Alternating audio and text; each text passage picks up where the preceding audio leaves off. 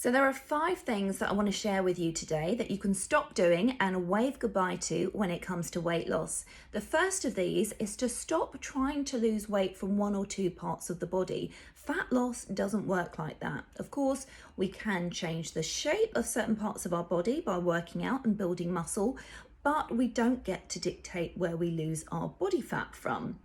Now, there are certain factors, mainly hormonal, that can affect where we store and distribute the fat in our body. So, for example, the sex hormones, the female ones, estrogen and progesterone. If we have excess levels of estrogen in relation to progesterone, we can store fat around our hips and thighs. So if you tend to store more fat around there, it could be related to that. Another common area that people tend to store fat around is the midsection. Now, this can be a sign of poor blood sugar control and potential insulin resistance. And poor blood sugar control can arise when we are eating a diet that's really high in sugar and refined carbohydrate. If we're not balancing our meals with protein and healthy fats, then that can actually just encourage weight to accumulate around this area.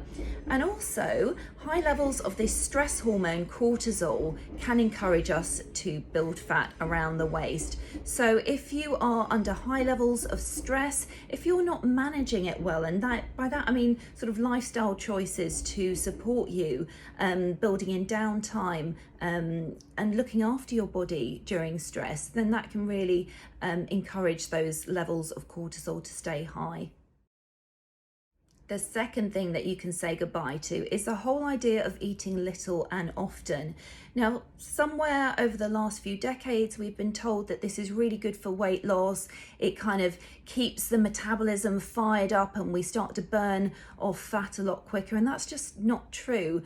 For starters, it's actually really easy to eat much more in short, frequent meals than it is at, say, 2 or 3 sittings during the day.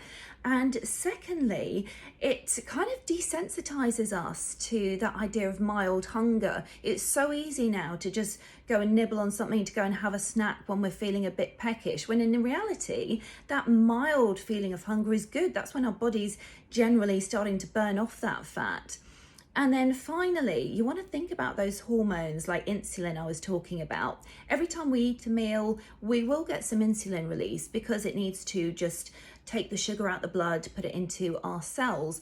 But insulin also helps us to store fat. So if we've got more release of insulin throughout the day than we would say at 3 meals, then that could potentially just encourage us to store fat. So much better go for 2 or 3 meals a day, allow 4 to 5 hours in between, and allow a good 12 hours between dinner at the night and then breakfast the following morning.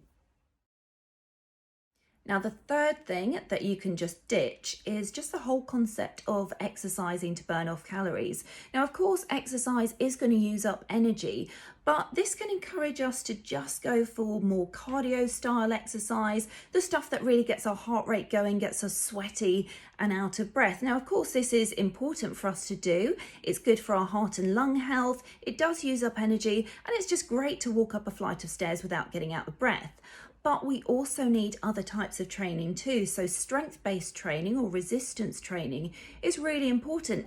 That may not rack up as many calories on your smartwatch. It may not get you as sweaty or as out of breath, but it's really important for weight loss because it builds more muscle. And I'm not talking about bulking up. I'm talking about just building muscle as a proportion of your body mass. So that's really important to help control your blood sugar levels and to just burn up more energy even when you're at rest.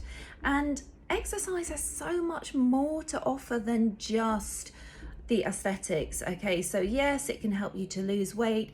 Yes, it can have you looking a certain shape, but the psychological benefits are often overlooked and they're hugely important. So the idea of stress reduction, helping to manage depression, socializing, having fun, don't forget about that because that will help to keep you motivated in your exercise.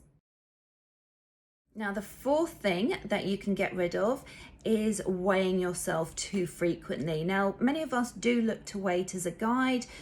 We can use it to track our progress when we're losing fat. But just remember that weight isn't always going to reflect what's actually going on with the body. So you might be losing fat, but you might be building up muscle. You might be changing your body shape, and that may not be reflected in the numbers. Another thing to consider is that your weight is going to fluctuate, especially for us women, depending on where we are in the menstrual cycle, depending on whether you've gone to the loo or not.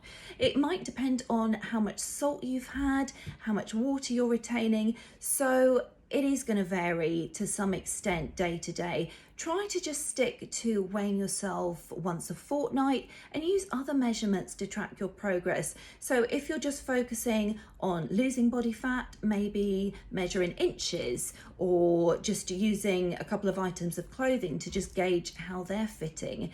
But also, it's not just the aesthetics that we're really looking at.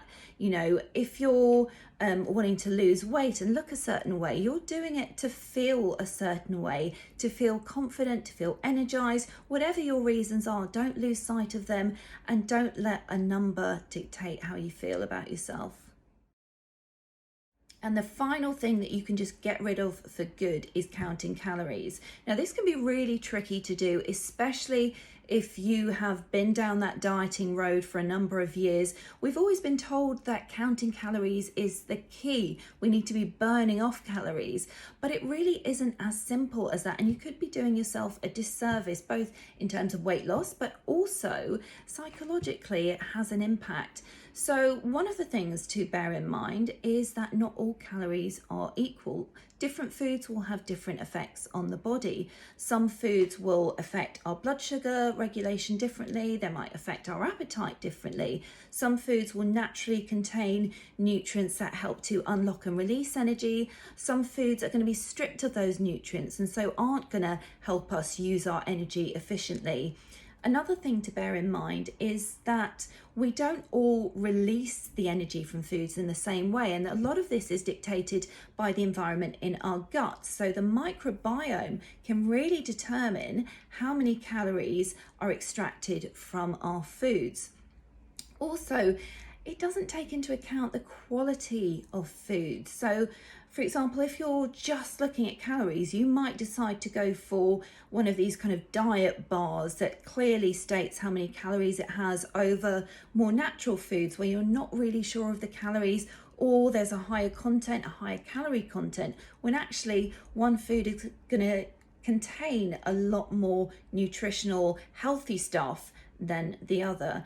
And finally, psychologically, it's not a good idea to just go down the calorie route, because then it becomes very difficult to actually just relax about food. It can really be challenging to break this, but it definitely is worth it.